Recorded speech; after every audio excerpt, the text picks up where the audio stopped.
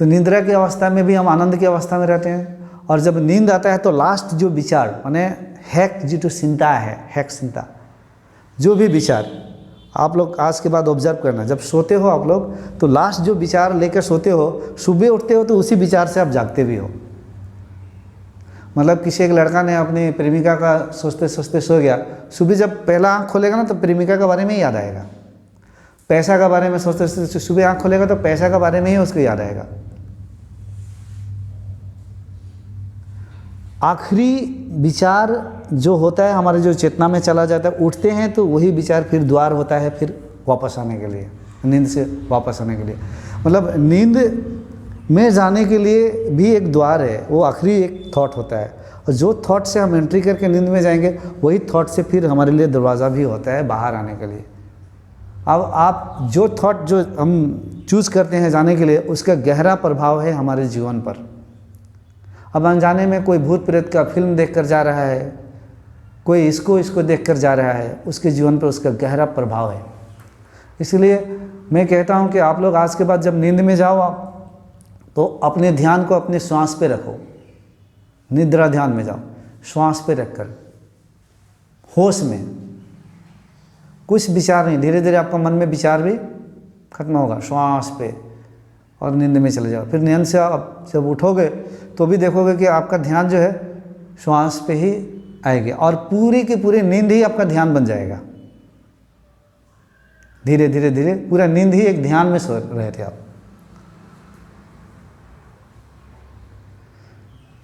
तो नींद की अवस्था भी आनंद की अवस्था है। आनंद की अवस्था इसलिए है कि नींद में मन खत्म हो जाता है, मन का जो विचार खत्म हो जाता है, कॉन्शियस माइंड नहीं रहता है, तो एंट्री और शक्ति का होता है, ठीक ठाक होता है। और नींद में भी ब्रह्म जो मुहूर्त है, ब्रह्म मुहूर्त 3 से लेकर कोई कहते हैं 5 बजे तक, कोई कहते हैं 6 बजे तक। इस वक्त आप पहले ये भी समझ लो, जब ज्ञान की बात निकलती है तो ये अनंत है, ज्ञान का अंत कोई है नहीं। और ज्ञान जितने सुनोगे उतने ही आपके संस्कार की शुद्धिकरण होगी, उतने ही गहरा ध्यान में उतर पाओगे, नहीं तो ध्यान में उतर ही नहीं पाओगे। ध्यान कोई मजाक नहीं है कि सबके लिए सकू बन को एने को ध्यान करी लगे, बहुते ही क्या ऐसे यूट्यूबर ध्यान करी नुआड़े मानो है, ध्यान करी नुआड़े।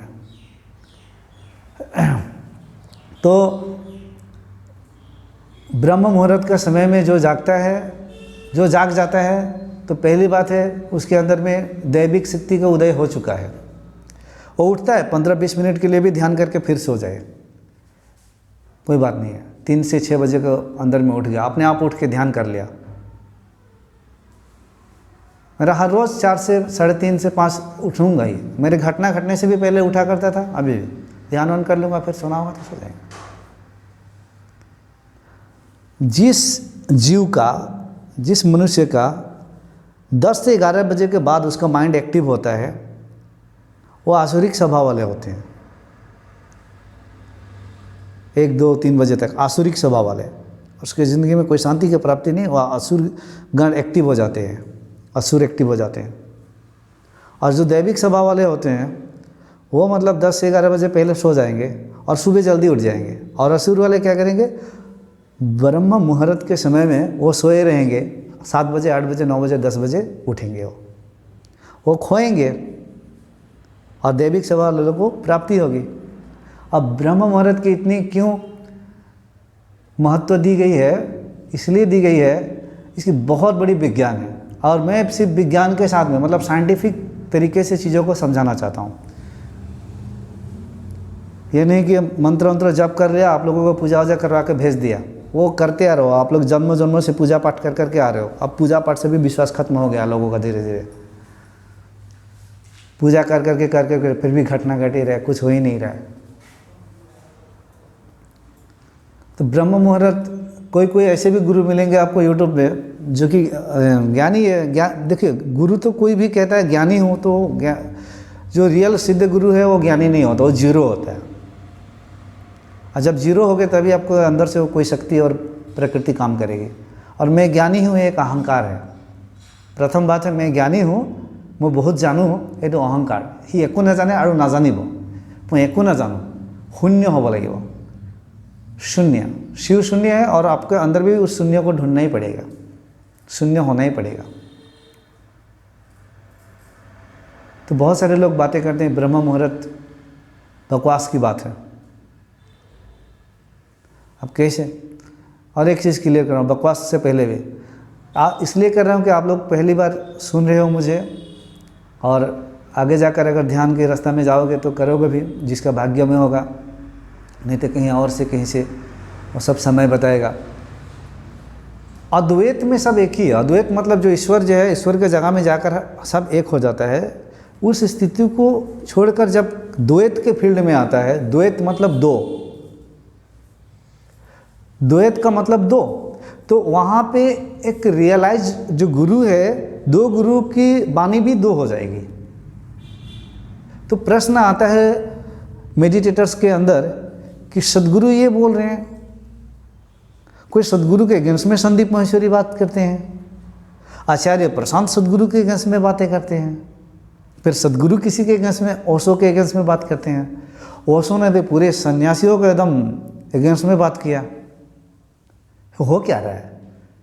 ये बुद्ध जो बुद्ध बन गया, ये बुद्ध लोग भी ऐसे करें। और बुद्ध स्वयं बुद्ध, जब बुद्ध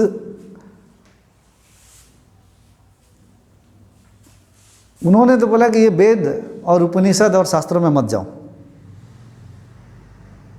पूरा नकार दिया। इसीलिए भारत की जो ब्राह्मण है वो बुद्ध और बुद्धिस्ट को उतना अच्छा नहीं पाते हैं। उन लोगों ने डायरेक्ट बोला ये सब वेद के ज्ञान में इधर मत जाओ। बुद्ध ने ये सब देवी देवता का चक्कर में मत पड़ो, ये सब है ही नहीं, सत्य को जानो। ईश्वर भी नहीं है, आत्मा भी नहीं है, परमात्मा भी नहीं है। बुद्ध का टीचिंग ये था, तुम खुद को जानो, तुम हो, तुम खुद को जानो। क्योंकि बुद्ध थे ना, वो बहुत इंटेलिजेंट थे, वो बहुत इंटेलिजेंट थे। इंटेलिजेंट का कारण यही था कि उन्होंने देखा कि यहाँ पे बहुत विभाजन है। कोई लोग देवी देवता का तो पूजा करते करते, तपस्या करते करते कुछ प्राप्ति हुआ नहीं, और देवी देवता का से उसके ऊपर से उसका जो मन उठ गया, मतलब ये सब पूजा वूजा छोड़ो। कोई लोग नास्तिक है, कोई आस्तिक है। बुद्ध ने देखा कि जो लोग नास्तिक है, जो देवी देवता या ये सब के चक्कर में नहीं है, और सत्य ही सब कुछ है, सत्य ही शिव है, शिव ही सुंदर है, तो मैं सत्य बोलूँ। शिव को नथिंगनेस, कुछ भी नहीं है, तो मैं सत्य बोलूँ। तुम हो, तुम्हारे अंदर सत्य है, सत्य को पालो। तो बुद्ध ने क्या किया कि यही लोगों को कहा कि तुम हो और तुम्हारे अंदर सत्य है, सत्य को जान लो, बस दुखों से मुक्ति मिल जाएगी। बाकी तुम देवी देवता के चक्कर में नहीं, ये सब पढ़ो ही मत। तो जो लोग पूजा कर करके आप लोग थक जाते हो, तो फिर वो करने को मन नहीं करता है, उन लोगों के लिए बुद्ध मार्ग बन गया। उनके लिए भी तो चाहिए था ना। जो लोगों को वेद पढ़ पढ़ के उपनिषद पढ़ के तोते की तरह रटना भी स्टार्ट हो गया, लेकिन अंदर से अभी भी कुछ प्राप्ति नहीं है, और दूसरे जन्म में भी उससे दूर हटने लग गया, भक्ति भावना खत्म होने लगा। कहाँ देवी देवता है? पूजा करते रहा, पूजा कर रहा हूँ, मैं पूजा कर रहा हूँ इधर कृष्ण का, मेरा बेटा का एक्सीडेंट होकर मृत्यु हो गया, छोड़ो कृष्णा को। ऐसे मेरे बहुत एग्जाम्पल है। भगवान होता तो मेरा बेटा आज तक किसी को ऐसे आँख करके भी नहीं देखा था, और इसके साथ ऐसा घटना हो गया। नाना मुन्ना 10 साल का बच्चा था। हाँ कृष्णा है। ऐसे ऐसे लोग भी हैं, तो फिर भी फंस जाते हैं, भटक जाते हैं। तो उस भटकने वालों को भी तो पृथ्वी पे कोई आना पड़ेगा ना संभालने के लिए। तो बुद्ध का मार्ग इस तरीक़ा से था, एक अलग ही तरीका था उनका जो मार्ग था। तो स्वप्न की स्थिति आप लोगों को मैंने बताया कि स्वप्न में नींद की स्थिति भी आनंद की होती है, और नींद के बाद आप लोग जागते हैं। नींद में कोई होश नहीं रहता, लेकिन जागने के बाद हाँ बहुत अच्छा नींद था, हाँ सपना देखा। लेकिन सपना देखते वक्त आपको पता नहीं चल रहा है कि मैं सपना देख रहा हूँ, खुद कैरेक्टर हो आप। और सो रहे हो तो भी पता नहीं चल रहा है कि मैं सो रहा हूँ। मैं हुई आसो तारमाने आमार मनत चिंता आसे ये तो हुआ ना। सोने के बाद आपको होश नहीं है कि मैं सो रहा हूँ। नींद से जागने के बाद आपको पता चलता है कि अरे मैं बहुत अच्छा सोया, अच्छा से नहीं सोया। नींद के बाद ही पता चलता है। सवाल ये है कि किसको पता चलता है कि मैं अच्छा से सोया, मैं अच्छा से नहीं सोया? उस योगी को, उस परमात्मा को, वो आत्मा को, जो कृष्ण कहते हैं भगवत गीता में, योगी कभी नहीं सोता। अब योगी, अब लोगों ने योगी को मान लिया कि ये शरीर वाला योगी को, योगी ये भी है ना, योगी हम योगी हैं, ये योगी नहीं, परमात्मा को योगी कहा उन्होंने। वो कभी नहीं सोते। आत्मा को, आत्मा कभी सोता थोड़ी है। आत्मा को पता चला सुबह जब जागृत अवस्था में फिर से आते हो, हाँ अच्छा सोया, स्वप्न देखा। स्वप्न देखने वाला कौन था? वो साक्षी भाव, वही साक्षी था। वो सपना का भी साक्षी था, और वो साक्षी, साक्षी मतलब हाखी जितु को है, और वो आत्मा ही साक्षी है, और आपका स्वप्न का भी साक्षी था, और कैसा सोया उसका भी साक्षी वो आत्मा था। और अभी भी आत्मा साक्षी होकर देख रहा है। आप बैठे हो, सुन रहे हो, इस जगह में बैठे हो, ये चीज़ें ले रहे हो, और साक्षी की स्थिति अभी भी है, लेकिन वहाँ तक आपको पहुँच पाना मुश्किल हो रहा है। और वही साक्षी पूरे ब्रह्मांड की साक्षी है।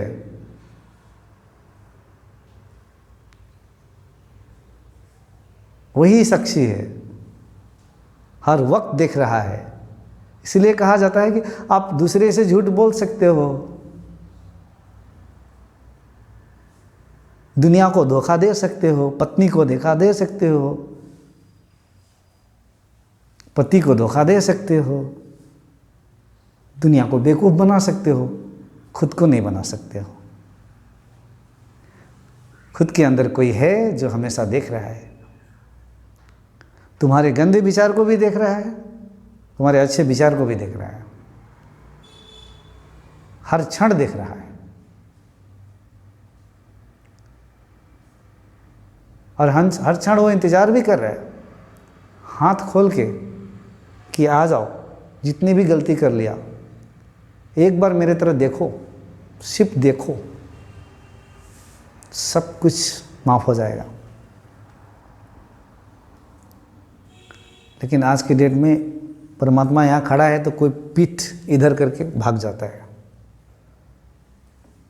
उसको दिखाई नहीं देता है, अंधेरे की ओर दौड़ पड़ता है, अंधेरे में ही पकड़ना टटोलना स्टार्ट कर देता है। तो दुख नहीं मिलेगा तो फिर क्या मिलेगा? तो नींद, तो इसीलिए वो आत्मा साक्षी रूप में सब देखता है, साक्षी भाव से हमेशा से देख रहा है। और वही साक्षी की कोई मृत्यु नहीं है, कोई जन्म नहीं है, और साक्षी और आप हो वो साक्षी, वही साक्षी आप ही हो। हमारे मन की शक्तियों को देवी देवता में बांटा गया है, और देवी देवता का मतलब है गुड पावर्स, बैड पावर्स।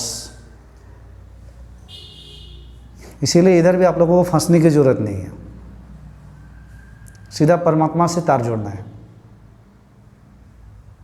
तो ये 3 अवस्था मैंने बताया। तो 3 अवस्था में, नींद की एक अवस्था में ब्रह्म मुहूर्त की बातें कर रहा था, बीच बीच में आप लोग भूल जा रहे हो, मैं नहीं बोल रहा हूँ। तो ब्रह्म मुहूर्त 3 से 6 बजे के बाद बताया, कोई कोई बोलते हैं 3 से 5 बजे। और उसमें मैं बता रहा था कि यहाँ पे सिद्ध गुरु भी, रियलाइज्ड वन भी एक दूसरे के बात को काटते भी हैं। तो द्वैत में काट देते हैं, द्वैत में क्या करते हैं? काटते हैं, क्योंकि उनका अध्ययन, ऑब्जर्वेशन थोड़ा सा अलग हो जाता है।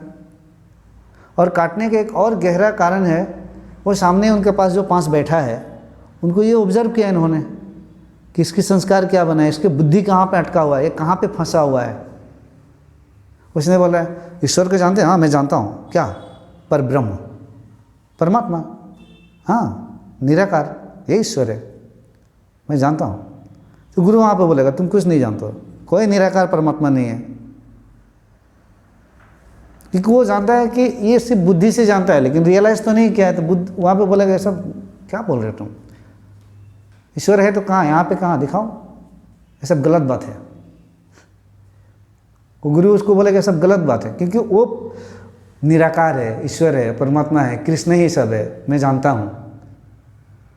सिर्फ वो बुद्धि से एक विचार है, उसका थॉट है, एरा चिंता माने मैं जानूँ हो गल, ये ना जाने असल अपना खुद के स्वरूप में गया ही नहीं है। समझ रहे हो ना? और मैं जानता हूँ, तो गुरु ऐसे उड़ा देता है उसको। अब फिर दूसरा गुरु वो कहता है कि मैं ईश्वर को नहीं जानता हूँ, कुछ भी नहीं जानता हूँ, मार्गदर्शन कीजिए। तब वो कहते हैं ऐसी ऐसी है, ऐसी ऐसी है, ऐसी ऐसी है। अब वो बोलेंगे वो हर कण कण में समाये हुए हैं, वो निराकार है, न जन्म है न मृत्यु है, साक्षी है, तुम्हारे अंदर ही है, दूसरी ओर काटेंगे।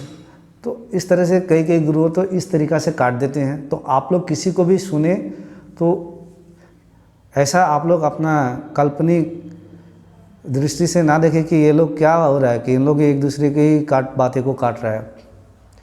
और दूसरी ओर जब हम तथ्य के ज्ञान पे आते हैं, पदार्थ ज्ञान, ये है आत्मज्ञान, ब्रह्म ज्ञान की बातें चल रही हैं यहाँ पे। ज्ञान सिर्फ दो प्रकार की है, जैसे विद्या सिर्फ दो ही है, एक विद्या एक अविद्या। विद्या उसे कहा गया है आत्मज्ञान को, जिसे सत्य की प्राप्ति हो, जिसे दुखों से मुक्ति मिले, वो उसको विद्या। अविद्या मतलब पदार्थ ज्ञान को कहा गया है शास्त्रों में। पदार्थ, material science, material knowledge, matter का नॉलेज, मैटर का जो भी नॉलेज है उसको पदार्थ विज्ञान कहा गया है। मैटर से ऊपर ब्रह्म ज्ञान, आत्मज्ञान, जिसे दुखों की मुक्ति, आत्म साक्षात्कार, तो दो ही ज्ञान है, दो प्रकार के ज्ञान है। तो जब पदार्थ ज्ञान में आते हैं तो फिर दो हो जाते हैं। ब्रह्म ज्ञान में जब बातें करेंगे तो वो वहाँ से वो एक ही है। तो इसीलिए आप लोग गुरुओं की अलग अलग बातों में मत फंसना। आप लोग वो अपने दृष्टि से समय के अनुसार जगह देखकर, लोगों को देखकर वो बताते हैं। तो ब्रह्म मुहूर्त में भी कुछ लोग क्या बोलते हैं, ये सब बकवास है, समझ लेना है। क्या ब्रह्म मुहूर्त? अब बकवास क्यों बताते हैं, लॉजिक क्यों देते हैं? लॉजिक इसलिए देते हैं कि इंडिया में कोलकाता टाइम के अनुसार, बनारस के टाइम के अनुसार अलग, मतलब पृथ्वी में तो बहुत देशों में अलग अलग समय पे ब्रह्म मुहूर्त होता है। तो क्या ब्रह्म मुहूर्त? इंडिया में तुम्हारे लिए 3 से 5 बजे, लेकिन अमेरिका में तो फिर वो रात होगा, इधर सुबह हो रहा है तो उधर तो शाम होगा। कैसी ब्रह्म मुहूर्त बोलते हैं? और साइंस के स्टूडेंट लोग तो इस तरह से देखते हैं, समझते हैं, इसीलिए पूरे वैज्ञानिक तरीक़े से उन्हें समझाना भी ज़रूरी है। तो बात ऐसी नहीं है। ब्रह्म मुहूर्त की बात ऐसी है कि जब पृथ्वी और सूर्य, जब पृथ्वी सूर्य की जब चक्र लगाती है, तो जब सूर्य की दूसरी दिशा में आती है और सुबह के जो समय जिसके लिए जहाँ हो रहा है उस चक्र के अनुसार, उसके लिए वही ब्रह्म मुहूर्त है। इसकी विज्ञान इसलिए है कि आप लोगों ने आज के बाद ऑब्जर्व करना, पूरे दिन में 24 घंटे में आप लोगों का जो मूड है चार प्रकार होता है। Your mood is going to cross 4 stages over a day. 4 प्रकार की कैसी कैसी होती है। शाम को आप लोगों का मूड अलग होता है, सुबह को मूड अलग होता है, दोपहर को मूड अलग होता है, रात को 12 बजे मूड अलग होता है। तो 4, सुबह शाम दोपहर, सुबह शाम दोपहर, फिर रात, इस तरह से आपको अलग होता है। इस तरह से पूरी की पूरी एक साल में 4 ऋतु है, और 4 ऋतुओं में भी लोगों का बदलाहट शरीर में, मन में और आध्यात्मिक में भी बदलाहट उसी तरह से होता है। तो एक चक्र है। तो ब्रह्म मुहूर्त उसी में एक चीज़ में आता है जहाँ उस वक्त प्रकृति का कुछ द्वार खुलता है उस वक्त, और जब जीव सोता है उस वक्त परमात्मा स्वयं उस वक्त शरीर में उजागर होता है, और जो भी जहाँ भी तार टूटा हुआ है, कुछ कहीं चोट लगा हुआ है, कुछ भी हुआ है, वो सब ठीक ठाक करता है ब्रह्म मुहूर्त के समय में। और ब्रह्म मुहूर्त के समय में 3 से 6 बजे के बाद किसी ने 1 घंटा भी गहरा नींद सो लिया तो बहुत उसको एनर्जी मिल जाता है। पूरा रात सोया, सुबह में 3 से 6 बजे के बाद अच्छा से नहीं सोया तो पूरा दिन भर वो डिस्टर्ब फील करेगा। इसीलिए कहा गया है कि सुबह इस समय में सोना ही चाहिए। ध्यान कर लो, सो लो, नहीं तो आप 5 बजे उठो, 4:30 बजे उठो, सो कर, लेकिन इस समय को नहीं गंवाना चाहिए, क्योंकि परमात्मा खुद ठीक ठाक करता है। तार को इधर से उधर जोड़ना ओड़ना सब ठीक ठाक करता है उस वक्त। तो ब्रह्म मुहूर्त में जो ध्यान करता है तो उसका ध्यान बहुत ज़्यादा पावरफुल होता है, क्योंकि खुद वो एकदम समाधि के आसपास रहता है। समाधि मतलब थॉटलेस के आसपास रहता है। जब नींद से उठते हो तो आप लोग देखना मन में ज़्यादा विचार नहीं होता है, उस वक्त आंख बंद करके बैठ जाओ आप, बहुत जल्दी आपको दुखों से मुक्ति मिलेगी। सब समझ में आ जाए, कृष्ण कौन है, राम कौन है, शिव कौन है, पार्वती कौन है, देवी देवता कौन है, दुख क्या है, सुख क्या है, जन्म क्या है, मृत्यु क्या है, स्वयं प्रकाशित हो जाओगे आप।